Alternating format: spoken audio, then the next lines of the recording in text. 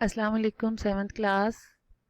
बेटा आज हम अपनी सेकंड टर्म का सेकंड चैप्टर स्टार्ट करेंगे जो है ग़ज़वा हुनैन।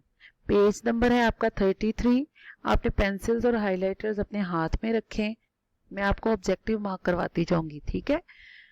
ग़ज़वा, सबसे पहले तो हमने ये पढ़ना है, समझना है कि ग़ज़वा क्या है। ग़ज़वा ऐसी लड़ाई जो नबी पाक सल्लल्लाहु अलैहि वसल्लम की जिंदगी में लड़ी गई हो कुफार और मुसलमानों के दरमियान, और नबी पाक सल्लल्लाहु अलैहि वसल्लम ने इसमें खुद शिरकत की। हुनैन जो है वो मक्का मुकर्रमा के करीब एक वादी है। चूंकि ये लड़ाई जो है वो हुनैन के मुकाम पर लड़ी गई थी, तो इसलिए इसको ग़ज़वा हुनैन कहते हैं। जब मक्का फतह हुआ तो उस वक़्त मक्का के लोगों की एक बहुत बड़ी तादाद ने इस्लाम कबूल कर लिया था। तो सिर्फ चंद लोग थे आसपास के कबीलों के जिन्होंने इस्लाम कबूल नहीं किया। अब उन कबीलों में जो है दो बड़े कबीले थे, एक का नाम था हवाज़न और दूसरे का नाम सुकैफ। ये दो कबीले अपने आप को इतना ताकतवर समझते थे, वो कहते थे कि हमसे बढ़कर कोई नहीं है, और मुसलमानों को तो वो वैसे ही बहुत कमज़ोर समझते थे। वो चाहते थे कि हम मुसलमानों के से कभी भी नीचे ना दिखें, मुसलमान हम पर कभी भी गालिब ना आए। तो वो हर वक्त मंसूबे बनाते रहते थे कि मुसलमानों को किस तरह नीचा दिखाया जाए, मुसलमानों से किस तरह से हम लोग ताकतवर साबित हो सकें। तो कभी कोई शरारत कर देते, कभी कोई, तो उन्होंने आसपास की जो आबादियां थी वहां पे जो मुसलमान थे उनको भी साथ मिलाया और मुसलमानों के साथ लड़ाई की तैयारी शुरू कर दी। मुसलमानों को भी इस चीज की खबर मिल गई, तो नबी पाक सल्लल्लाहु अलैहि वसल्लम ने भी मुसलमानों को जंग की तैयारी का हुक्म दिया। अब हम इसकी बुक रीडिंग स्टार्ट करते हैं। हुनैन मक्का मुकर्रमा से तकरीबन 40 किलोमीटर के फासले पर एक वादी है। यहाँ पर मौजूद दो कबीले, यानी ये जो कबीले थे ये हुनैन की वादी के थे। दो कबीले हवाज़न और सुकैफ अपने आप को बहुत ताकतवर और बहादुर समझते थे। इस्लाम का गलबा पसंद नहीं करते थे, यानी इस्लाम गालिब आना शुरू हो गया, उनको ये चीज पसंद नहीं थी। इन दो कबाइल के साथ दीगर कबाइल के लोग भी शामिल हो गए। जब मक्का फतह हुआ तो ये कबीले बजाय इस्लाम कबूल करने के मक्का मुकरमा पर हमले की तैयारियां करने लगे। बनु हवाज़न का सरदार मालिक बिन औफ तमाम कबाइल के माल मवेशी, बच्चे और खवातीन भी मैदान जंग में साथ ले आया ताकि इन कबाइल के जंगजू मर्दानगी से लड़ें। अब यह सब कुछ साथ लाने की क्या वजह थी? खवातीन को वो लेके आए कि खवातीन के सामने वो कभी भी अपनी इज्जत जो है वो कम नहीं होने देंगे और बहादुरी से लड़ेंगे।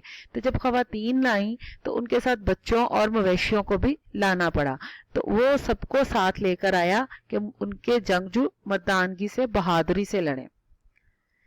ये तमाम कबाइल वादी और तास में खैमाजन हुए। अब वो खुद असल में रहने वाले हैं हुनैन के, और हुनैन के साथ ही एक वादी है, वादी औतास, वहां पर आकर उन्होंने खैमे लगा लिए। औतास की वादी हुनैन के करीब वाक़या है। इस्लामी लश्कर की हुनैन की तरफ पेशकदमी। 6 शव्वाल 8 हिजरी को रसूलुल्लाह सल्लल्लाहु अलैहि वसल्लम मक्का मुकरमा से रवाना हुए। 12,000 अफराद का लश्कर आप सल्लल्लाहु अलैहि वसल्लम के साथ था।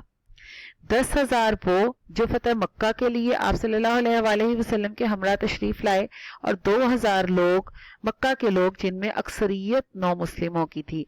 जब मक्का फतह हुआ था तो मुसलमानों का लश्कर जो है वो 10,000 का था, ठीक है। अब 10,000 वो थे और 2,000 वो थे जिन्होंने मक्का आने के बाद, मतलब नबी पाक सल्लल्लाहु अलैहि वसल्लम फतह मक्का के बाद नबी पाक सल्लल्लाहु अलैहि वसल्लम के हाथ पे बैत की मुसलमान हुए, और इनमें अक्सरियत जो 2,000 जो थे उनमें अक्सरियत 9 मुस्लिमों की, यानी जो नए नए मुसलमान हुए थे उनकी थी। बाज लोगों ने लश्कर की कसरत देखकर कहा कि हम आज हरगिज मगलूब नहीं हो सकते। मगलूब होना यानी नीचे होना, किसी से कम होना, कोई हम पर गालिब आ जाए तो हम हरगिज मगलूब नहीं हो सकते, यानी हम पर कोई गालिब नहीं आ सकता। ये बात रसूलुल्लाह सल्लल्लाहु अलैहि वसल्लम पर गिरा गुजरी, यानी नबी पाक सल्लल्लाहु अलैहि वसल्लम को ये बात बुरी लगी। ये बात तकब्बुर में आ जाती है ना, तो तकब्बुर तो अल्लाह और उसके नबी को बिल्कुल भी पसंद नहीं है। तो नबी पाक सल्लल्लाहु अलैहि वसल्लम को ये बात बुरी लगी। اسلامی لشکر رات کے وقت وادی حنین پہنچا. مالک بن عوف پہلے ہی اپنا لشکر اس وادی میں اتار کر مختلف جگہوں پر پھیلا اور چھپا چکا تھا.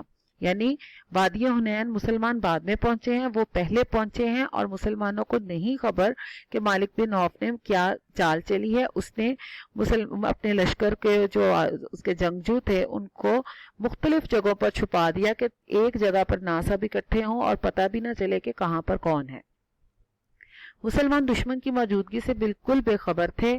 مسلمان آگے بڑھے تو بنو حوازن کے جنگجوؤں نے اچانک مسلمانوں پر تیروں کی بارش کر دی. اب جب مسلمان وادی میں انٹر ہوئے تو کبھی ایک طرف سے تیر آ رہے ہیں، کبھی دوسری طرف سے تیر آ رہے ہیں، تو اس طرح تیروں کی بارش مختلف طرف سے ہونے لگ پڑی.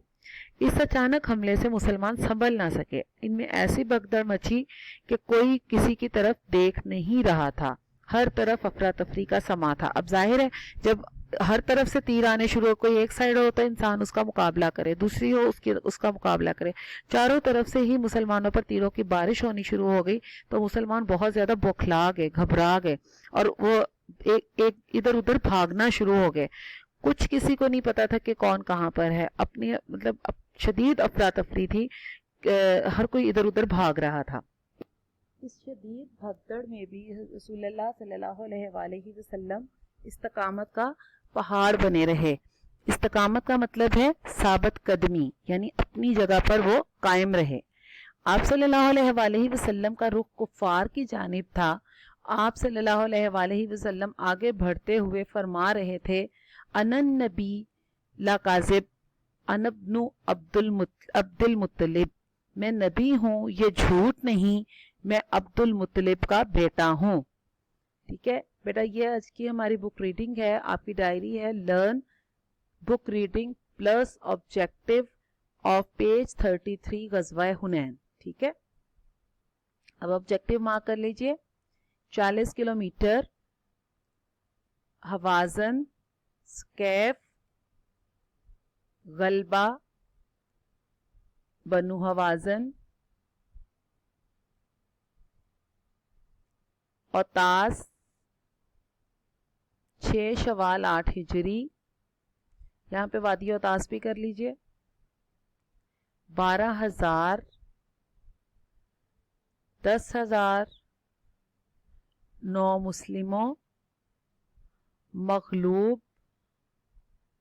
وادی حنین، بے خبر، جنگجوؤں،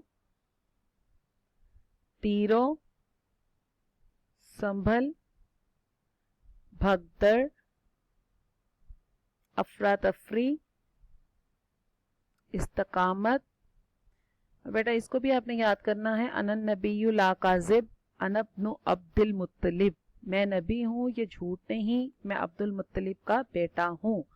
ٹھیک ہے بیٹا، یہ آپ نے اچھی طرح سے یاد کرنا ہے. آبجیکٹو کو اسپیشلی آپ نے بہت اچھی طرح سے یاد کرنا ہے. اوکے، اللہ حافظ.